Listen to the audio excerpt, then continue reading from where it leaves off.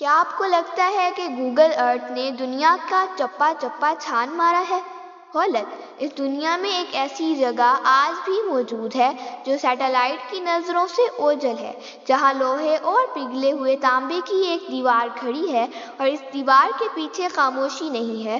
وہ وہاں موجود ہیں اربوں کی تعداد میں، ایک ایسی قوم جو اپنے مردوں کو دفناتی نہیں بلکہ کھا جاتی ہے، جن کی بھوک اتنی وحشی ہے کہ وہ سانپوں اور بچھوؤں کو بھی نہیں چھوڑتے اور زندہ نگل لیتے ہیں۔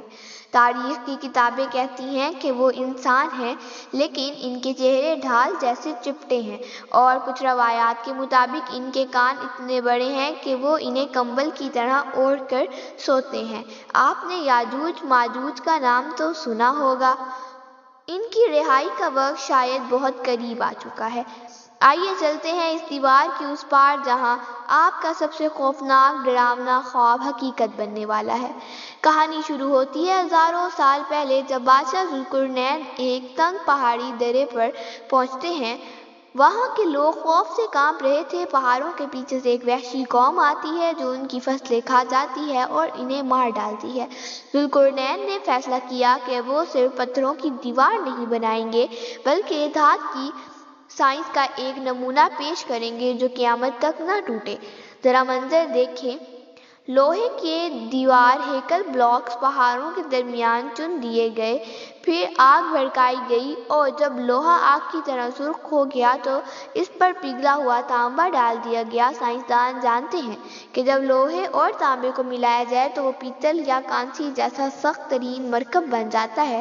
یہ دیوار اتنی چکنی اور سخت تھی کہ جس پر چڑھنا ناممکن تھا اور اسے توڑنا محال۔ لیکن دیوار کے اس پار کی دنیا کیسی ہے؟ یہاں یاجوج اور ماجوج قید ہیں۔ یہ حضرت نوح علیہ السلام کے بیٹے یافس کی نسل سے ہیں اور ترکوں کے قریبی رشتہ دار ہیں۔ ان کی آبادی بڑھنے کی رفتار ہماری سوچ سے باہر ہے۔ روایات بتاتی ہیں کہ ان کا کوئی مرد اس وقت تک نہیں مرتا جب تک وہ اپنی 1000 اولاد اپنی آنکھوں سے نہ دیکھ لے۔ یہ ٹڈی دل کی طرح پھیل چکے ہیں۔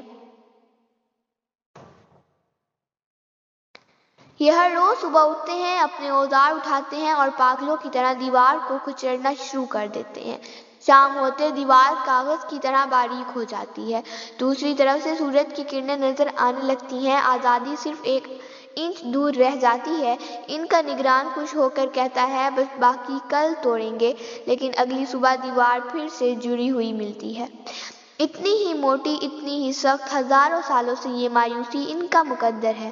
وقت کا پہیہ گھومتا ہے۔ نبی کریم صلی اللہ علیہ وآلہ وسلم کے دور میں اس دیوار میں پہلا شگاف پڑا۔ آپ صلی اللہ علیہ وآلہ وسلم نے فرمایا، ہلاکت ہے عرب کے لیے اس شر سے جو قریب آنے لگا۔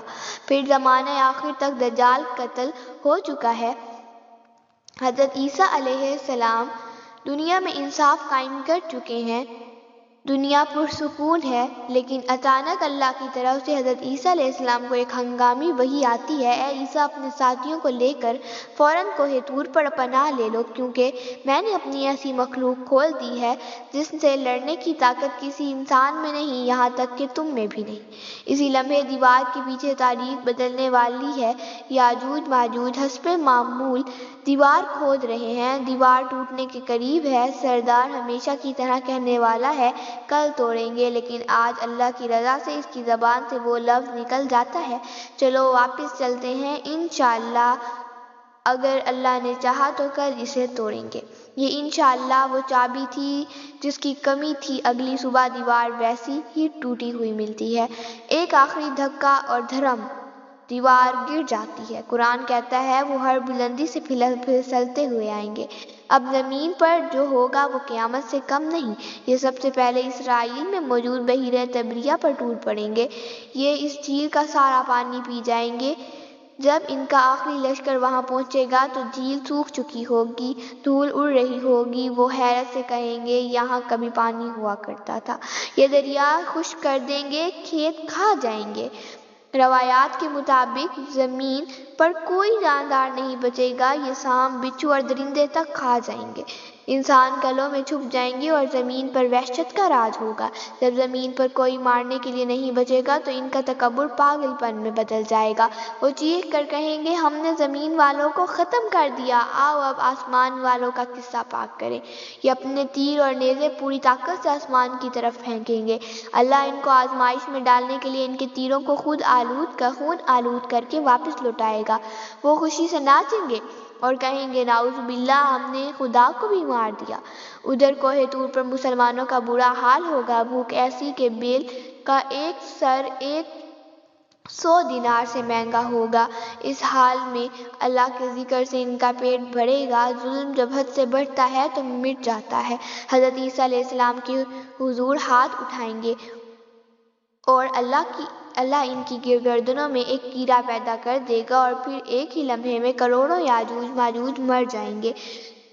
جو شور زمین کو ہلا رہا تھا وہ اچانک موت کے سناٹے میں بدل جائے گا۔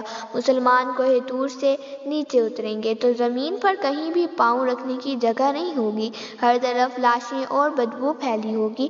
پھر اللہ عجیب الخلقت پرندے بھیجے گا جن کی گردنیں بختی اونٹوں جیسی لمبی ہوں گی اور لاشوں کو اٹھا کر سمندر میں پھینک دیں گے۔ پھر ایک موسلادھار بارش زمین کو دھو کر شیشے کی طرح چمکا دے گی، اور جانتے ہیں پھر کیا ہوگا؟ زمین اپنی برکتیں اگل دے گی، پھر اتنے بڑے ہوں گے کہ ایک انار کے چھلکے میں پوری جماعت بیٹھ جائے گی، اور یاجوج ماجوج اپنے پیچھے لکڑی کے تیر کمان اور ڈھالیں اتنی بڑی تعداد میں چھوڑ جائیں گے کہ نبی کریم صلی اللہ علیہ وسلم نے فرمایا مسلمان 7 سال تک انہیں بطور ایندھن جلائیں گے۔ انہیں جنگل سے لکڑی کاٹنے کی ضرورت نہیں پڑے گی۔ یہ ہے وہ مستقبل جو آنے والا ہے۔ یاجوج ماجوج کی دیوار آج بھی وہی ہے اور وہ شاید اس وقت بھی اسی خرچ رہے۔ ان کے اور ہماری آزادی کے درمیان صرف ایک انشاءاللہ کا فاصلہ ہے۔ سوال یہ ہے کہ جب وہ دیوار ٹوٹے گی تو کیا آپ کا ایمان اتنا مضبوط ہوگا کہ دجال اور یاجوج ماجوج کے فتنے میں ثابت قدم رہ سکے؟